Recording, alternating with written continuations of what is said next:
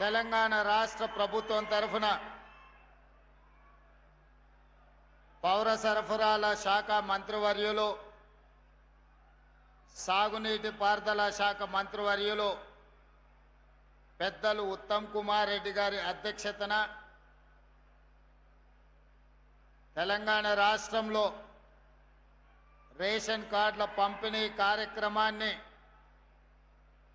సంగారెడ్డి శాసనసభ నియోజకవర్గంలో మిత్రులు, మీ అభిమాన నాయకుడు తూర్పు జగ్గారెడ్డి గారి పర్యవేక్షణలో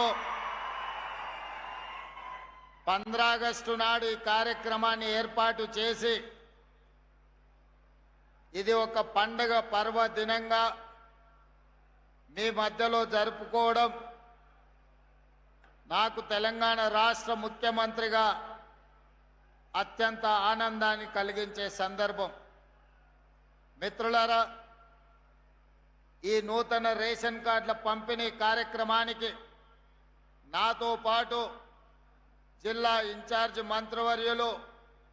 వివేక్ వెంకటస్వామి గారిని, మా సోదరుడు ఆప్తుడు మంత్రివర్యులు దామోదర్ రాజ నరసింహ గారిని, పిసిసి అధ్యక్షులు మిత్రులు మహేష్ కుమార్ గౌడ్ గారిని, అదేవిధంగా మా సోదరిమణి టీజీఐఐసి చైర్పర్సన్ నిర్మలా జగ్గారెడ్డి గారిని, అదేవిధంగా జహీరాబాద్ పార్లమెంట్ సభ్యులు మిత్రులు సురేష్ షెట్కర్ గారిని, అదేవిధంగా నారాయణఖేడ్ శాసనసభ